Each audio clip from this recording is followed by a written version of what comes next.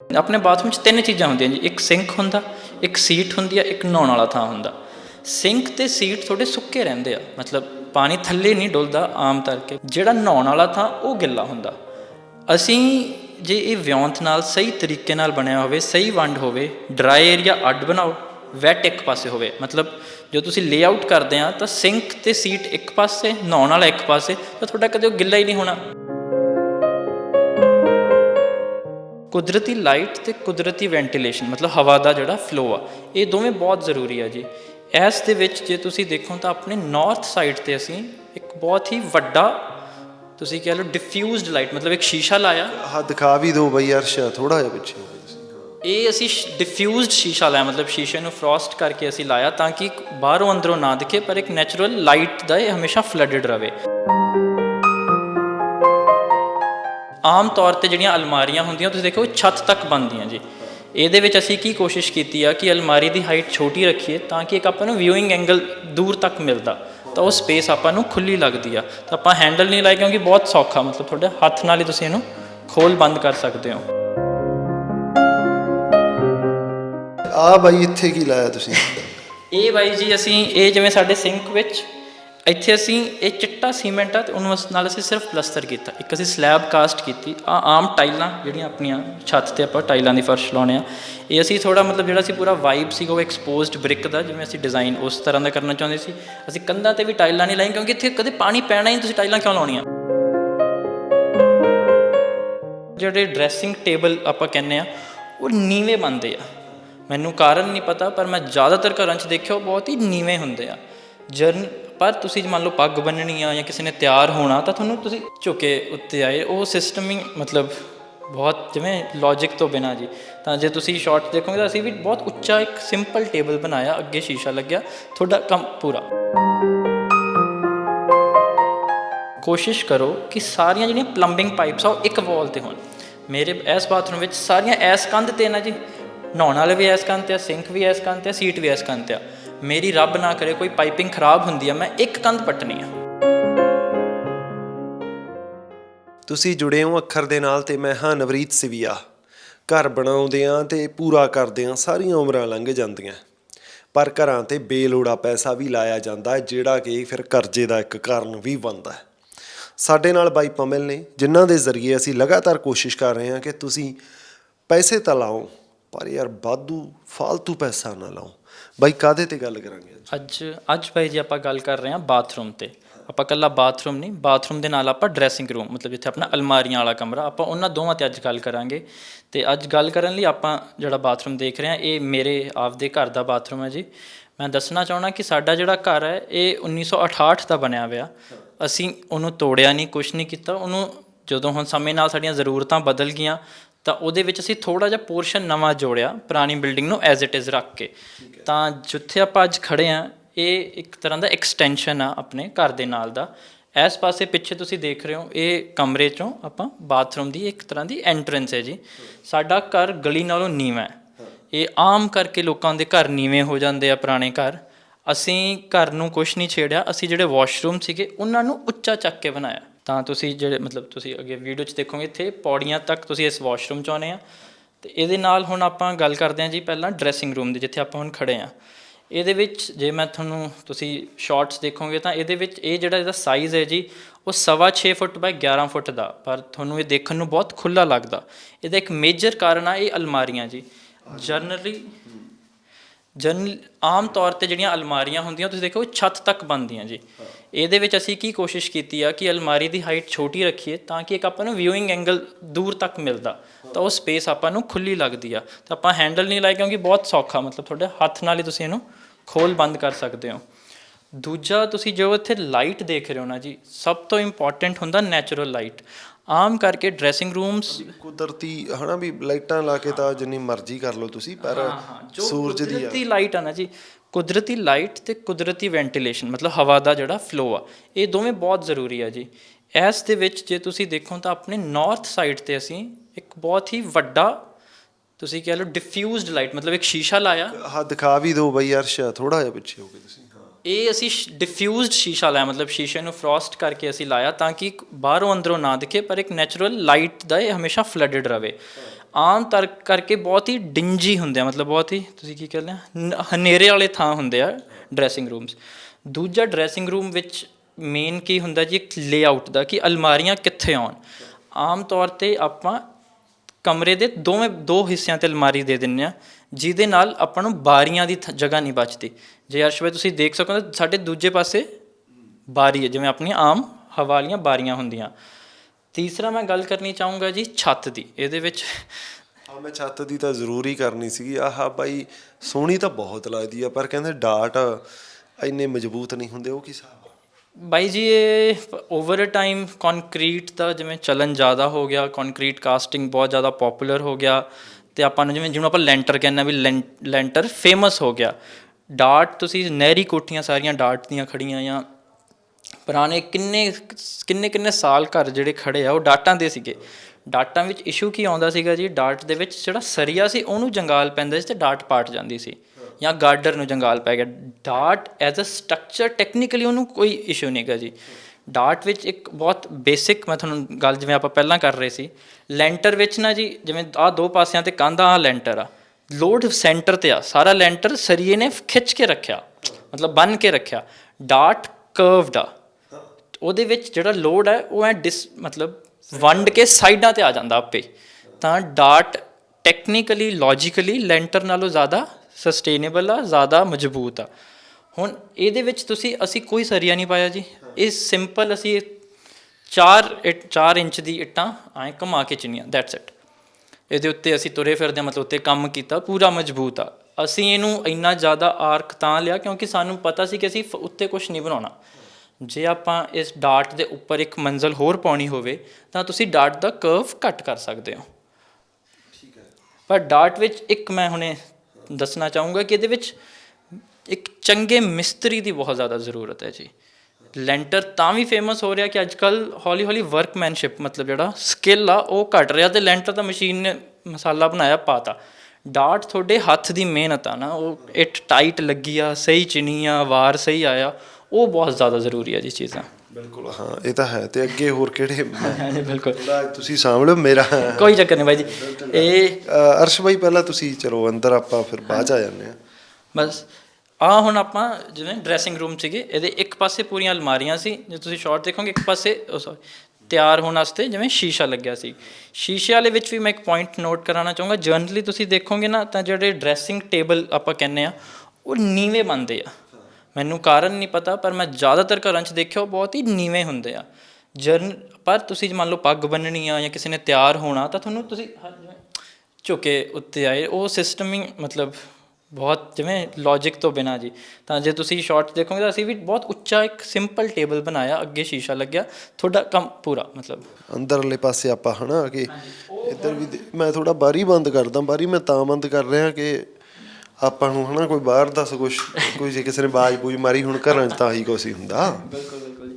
ਇਹਦੇ ਵਿੱਚ ਬਾਈ ਜੀ ਹੁਣ ਆਪਾਂ ਵਾਸ਼ਰੂਮ 'ਚ ਹਾਂ ਜੀ, ਅਤੇ ਇਹ ਸਭ ਤੋਂ ਜ਼ਿਆਦਾ ਘਰ ਦਾ ਟੈਕਨੀਕਲ ਮਤਲਬ ਕਹਿ ਲਓ ਚੀਜ਼ ਆ ਜੀ। ਮੈਂ ਹੁਣ ਇੱਕ ਹੋਰ ਵੀ ਪੁੱਛਦਾ, ਤੁਸੀਂ ਫਰਸ਼ ਆਹ ਆਮ ਹੀ ਲਾਈ ਆ ਹੈ ਨਾ, ਆਹ ਕਿਵੇਂ ਹਿਸਾਬ ਆ? ਇੱਥੇ ਮੈਂ ਆਉਣਾ ਚਾਹੁੰਦਾ, ਇਹਦੇ ਵਿੱਚ ਕੀ ਹੈ ਜੀ ਕਿ ਜਿੱਥੇ ਅਰਸ਼ ਬਾਈ ਖੜਾ ਉੱਥੇ ਟਾਈਲ ਲੱਗੀ ਹੋਈ ਆ, ਉਹ ਵੈਟ ਏਰੀਆ। ਜਿੱਥੇ ਆਪਾਂ ਖੜ੍ਹੇ ਹਾਂ ਇੱਥੇ ਆਪਾਂ ਆਮ ਅਸੀਂ ਪਲਸਤਰ ਕੀਤਾ, ਇਹ ਡਰਾਈ ਏਰੀਆ। ਹੁਣ ਜਰਨਲੀ ਬਾਥਰੂਮ ਵਿੱਚ 2 ਹਿੱਸੇ ਹੁੰਦੇ, ਆਪਣੇ ਬਾਥਰੂਮ 'ਚ 3 ਚੀਜ਼ਾਂ ਹੁੰਦੀਆਂ ਜੀ, ਇੱਕ ਸਿੰਕ ਹੁੰਦਾ, ਇੱਕ ਸੀਟ ਹੁੰਦੀ ਆ, ਇੱਕ ਨਹਾਉਣ ਵਾਲਾ ਥਾਂ ਹੁੰਦਾ। ਸਿੰਕ ਅਤੇ ਸੀਟ ਤੁਹਾਡੇ ਸੁੱਕੇ ਰਹਿੰਦੇ ਆ, ਮਤਲਬ ਪਾਣੀ ਥੱਲੇ ਨਹੀਂ ਡੁੱਲਦਾ ਆਮ ਕਰਕੇ। ਨਾਲੇ ਅੱਜ ਕੱਲ੍ਹ ਤਾਂ ਜ਼ਿਆਦਾ ਲੋਕ ਜਿਵੇਂ ਕੈਨੇਡਾ ਵਿੱਚ ਬਾਹਰ ਤੁਸੀਂ ਦੇਖਦੇ ਹੋ ਉੱਥੇ ਡਰਾਈ ਵਾਸ਼ਰੂਮਸ ਹੁੰਦੇ ਆ। ਜਿਹੜਾ ਨਹਾਉਣ ਵਾਲਾ ਥਾਂ ਉਹ ਗਿੱਲਾ ਹੁੰਦਾ। ਅਸੀਂ ਜੇ ਇਹ ਵਿਉਂਤ ਨਾਲ ਸਹੀ ਤਰੀਕੇ ਨਾਲ ਬਣਿਆ ਹੋਵੇ, ਸਹੀ ਵੰਡ ਹੋਵੇ, ਡਰਾਈ ਏਰੀਆ ਅੱਡ ਬਣਾਓ, ਵੈਟ ਇੱਕ ਪਾਸੇ ਹੋਵੇ, ਮਤਲਬ ਜੋ ਤੁਸੀਂ ਲੇਆਊਟ ਕਰਦੇ ਆ ਤਾਂ ਸਿੰਕ ਅਤੇ ਸੀਟ ਇੱਕ ਪਾਸੇ, ਨਹਾਉਣ ਵਾਲਾ ਇੱਕ ਪਾਸੇ, ਤਾਂ ਤੁਹਾਡਾ ਕਦੇ ਉਹ ਗਿੱਲਾ ਹੀ ਨਹੀਂ ਹੋਣਾ। ਅਤੇ ਉਸ ਚੱਕਰ ਵਿੱਚ ਅਸੀਂ ਆਮ ਕੀ ਹੁੰਦਾ ਆਪਣਾ ਪਲਸਤਰ ਕੀਤਾ। ਇਹਦੇ 'ਚ ਜੇ ਤੁਹਾਡੇ ਗਿੱਲੇ ਪੈਰ ਵੀ ਹੈ ਨਾ ਉਹ ਨਾਲ ਦੀ ਨਾਲ ਸੁੱਕ ਜਾਂਦੇ ਆ। ਮਤਲਬ ਆਹ ਬਾਈ ਇੱਥੇ ਕੀ ਲਾਇਆ ਤੁਸੀਂ? ਇਹ ਬਾਈ ਜੀ ਅਸੀਂ ਇਹ ਜਿਵੇਂ ਸਾਡੇ ਸਿੰਕ ਵਿੱਚ ਇੱਥੇ ਅਸੀਂ ਇਹ ਚਿੱਟਾ ਸੀਮੈਂਟ ਆ ਅਤੇ ਉਹਨੂੰ ਨਾਲ ਅਸੀਂ ਸਿਰਫ ਪਲਸਤਰ ਕੀਤਾ। ਇੱਕ ਅਸੀਂ ਸਲੈਬ ਕਾਸਟ ਕੀਤੀ। ਆਮ ਟਾਈਲਾਂ ਜਿਹੜੀਆਂ ਆਪਣੀਆਂ ਛੱਤ 'ਤੇ ਆਪਾਂ ਟਾਈਲਾਂ ਦੀ ਫਰਸ਼ ਲਾਉਂਦੇ ਹਾਂ, ਇਹ ਅਸੀਂ ਥੋੜ੍ਹਾ ਮਤਲਬ ਜਿਹੜਾ ਸੀ ਪੂਰਾ ਵਾਈਬ ਸੀਗਾ ਉਹ ਐਕਸਪੋਜ਼ਡ ਬ੍ਰਿਕ ਦਾ, ਜਿਵੇਂ ਅਸੀਂ ਡਿਜ਼ਾਈਨ ਉਸ ਤਰ੍ਹਾਂ ਦਾ ਕਰਨਾ ਚਾਹੁੰਦੇ ਸੀ। ਅਸੀਂ ਕੰਧਾਂ 'ਤੇ ਵੀ ਟਾਈਲਾਂ ਨਹੀਂ ਲਾਈਆਂ ਕਿਉਂਕਿ ਇੱਥੇ ਕਦੇ ਪਾਣੀ ਪੈਣਾ ਹੀ, ਤੁਸੀਂ ਟਾਈਲਾਂ ਕਿਉਂ ਲਾਉਣੀਆਂ? ਮਤਲਬ ਬਹੁਤ ਸਿੰਪਲ ਲੌਜੀਕ ਹੈ ਵੀ ਜਿੱਥੇ ਇਸ ਕੰਧ ਤੇ ਕਦੇ ਪਾਣੀ ਆਉਣਾ ਹੀ ਨਹੀਂ ਤੇ ਮੈਂ ਇੱਥੇ ਟਾਈਲਾਂ ਕਿਉਂ ਲਾਵਾਂ। ਪਰ ਇੱਥੇ ਲੋਕਾਂ ਦੇ ਪੱਥਰ ਪੁੱਥਰ ਲਾਉਂਦੇ ਆ ਜਾਂ ਹੋਰ ਚੀਜ਼ਾਂ, ਇਹ ਕਿੰਨੇ ਕੁ ਸਸਤਾ ਪੈ ਜਾਂਦਾ ਉਹਦੇ ਨਾਲ? ਇਹ ਤਾਂ ਬਾਈ ਜੀ ਚਿੱਟਾ ਸੀਮੈਂਟ ਦੂਜੇ ਸੀਮੈਂਟ ਨਾਲੋਂ ਥੋੜ੍ਹਾ ਜਿਹਾ ਮਹਿੰਗਾ, ਜਿਵੇਂ 1200 ਰੁਪਏ ਦਾ 20 ਕਿੱਲੋ ਆਉਂਦਾ ਤੇ 20 ਕਿੱਲੋ ਨਾਲ ਮੈਨੂੰ ਲੱਗਦਾ ਵੀ 10 ਗੁਣਾ ਹੈ ਇੱਥੇ ਬਚ ਜਾਂਦਾ। ਇੱਥੇ ਬਹੁਤ ਜ਼ਿਆਦਾ ਬਚਤ ਹੈ ਜੀ। ਮਤਲਬ ਟਾਈਲਾਂ ਤੇ ਫਲੋਰਿੰਗ ਤੇ ਜਿਹੜਾ ਅਸੀਂ ਆਹ ਕਾਊਂਟਰ ਟੌਪ ਬਣਾਇਆ, ਜਿਵੇਂ ਇਹਨੂੰ ਵੈਨਿਟੀ ਕਹਿੰਦੇ ਆ, ਆਹ ਅਸੀਂ ਜੇ ਪਾਰਟੀਸ਼ਨ ਦੇਖੋਗੇ ਜਿਹੜਾ ਪਾਰਟੀਸ਼ਨ ਬਣਾਇਆ, ਇਹਦੇ ਵਿੱਚ ਕੋਈ ਲੱਕੜ ਦਾ ਕੰਮ ਨਹੀਂ, ਕੋਈ ਇਹੋ ਜਿਹਾ ਕੰਮ ਨਹੀਂ ਜਿਹੜਾ ਪਾਣੀ ਨਾਲ ਖਰਾਬ ਹੋਵੇ, ਤੇ ਕੋਸਟ ਇੱਥੇ ਤਾਂ 10 ਗੁਣਾ ਘੱਟ ਆ।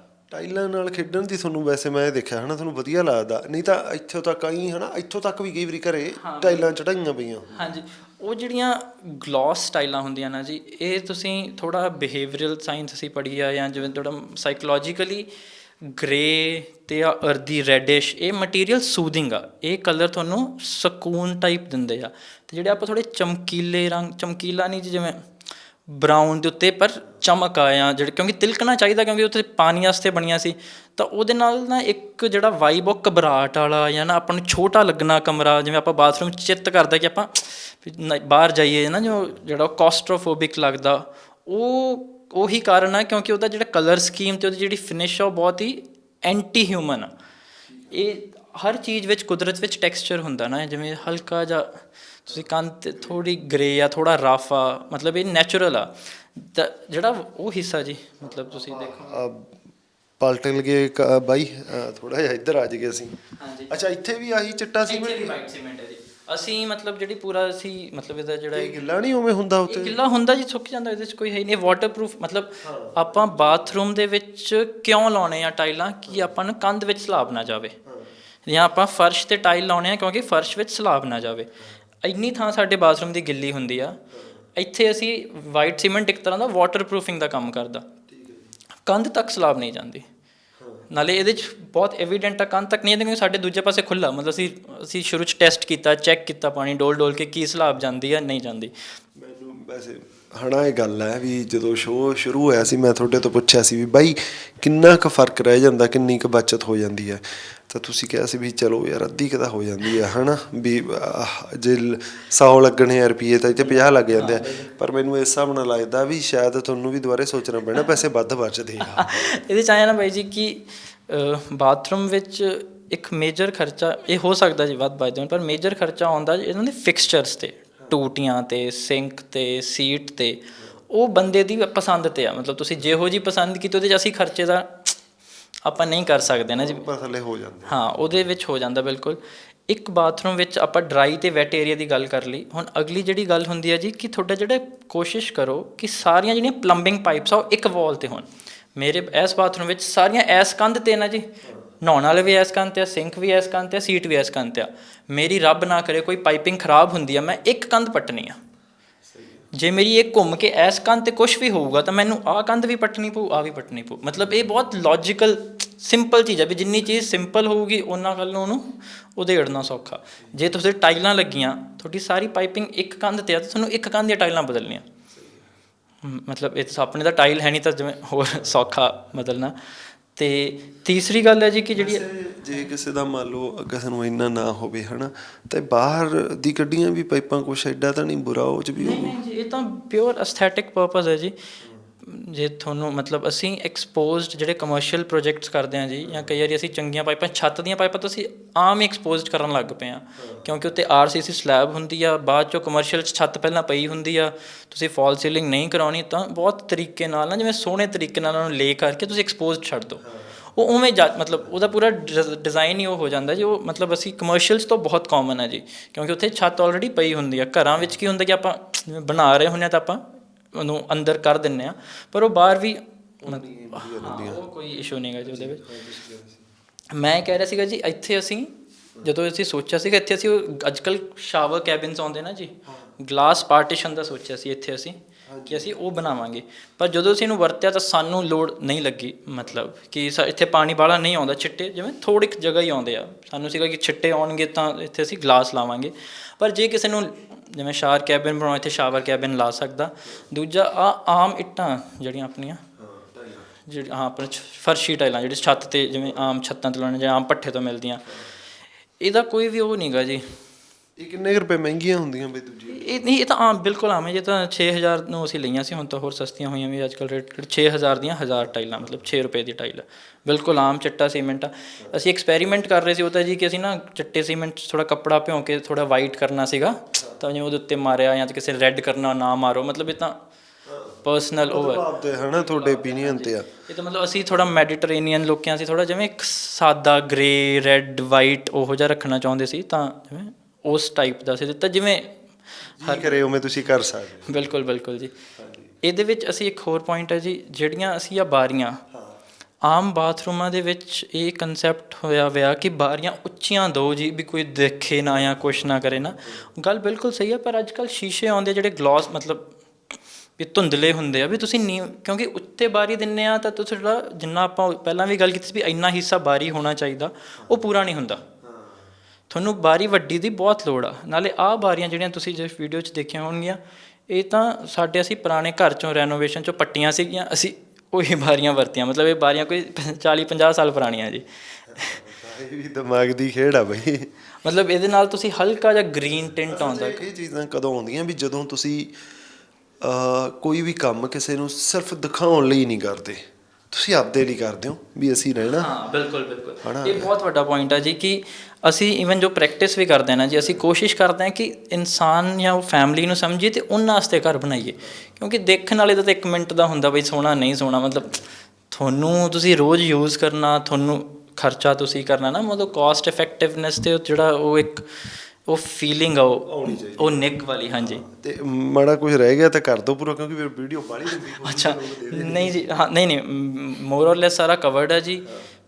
ਡਾਟ ਆਪਾਂ ਡਿਸਕਸ ਕਰ ਹੀ ਲਿਆ। ਬਾਥਰੂਮ ਦੇ ਵਿੱਚ ਇੱਕ ਗੱਲ ਮੈਂ ਦੁਬਾਰਾ ਰਿਪੀਟ ਕਰੂੰਗਾ, ਜਦੋਂ ਵੀ ਤੁਸੀਂ ਡਿਜ਼ਾਈਨ ਕਰੋ ਤਾਂ ਡਰਾਈ ਏਰੀਆ ਵੈਟ ਏਰੀਆ, ਮਤਲਬ ਜਿਹੜਾ ਲੇਆਊਟਿੰਗ ਆ ਉਹ ਡਿਵਾਈਡ ਰੱਖੋ, ਸਾਰੀ ਪਲੰਬਿੰਗ ਇੱਕ ਸਾਈਡ 'ਤੇ ਰੱਖੋ, ਅਤੇ ਕੋਸ਼ਿਸ਼ ਕਰੋ ਕਿ ਜਿਹੜੀਆਂ ਇਨਡੋਰ ਪਾਈਪ ਜਿਵੇਂ ਸੀਵੇਜ ਆ ਉਹ ਪੈਣਾ, ਉਹ 1 ਟਾਈਮ ਕੋਸਟ ਆ, ਤਾਂ ਉਹ ਜਿਹੜੀ ਤੁਸੀਂ ਚੰਗੀ ਤੋਂ ਚੰਗੀ ਅਫੋਰਡ ਕਰਦੇ ਆ ਉਹੀ ਪਾਉਣੀ ਚਾਹੀਦੀ ਹੈ। ਕਿਉਂਕਿ ਜਿਸ ਕੱਲ੍ਹ ਨੂੰ ਸੀਵੇਜ ਰੀਡੂ ਕਰਨਾ ਪੈ ਜਾਏ ਨਾ, ਤੁਹਾਡਾ ਸਾਰਾ ਅਪਸੈਟ ਹੋ ਜਾਂਦਾ ਸਿਸਟਮ। ਬਿਲਕੁਲ ਜੀ, ਤੁਹਾਡਾ ਬਹੁਤ ਬਹੁਤ ਸ਼ੁਕਰੀਆ, ਤੁਸੀਂ ਜੁੜੇ ਹੋਏ ਸੀ ਅੱਖਰ ਦੇ ਨਾਲ। ਧੰਨਵਾਦ।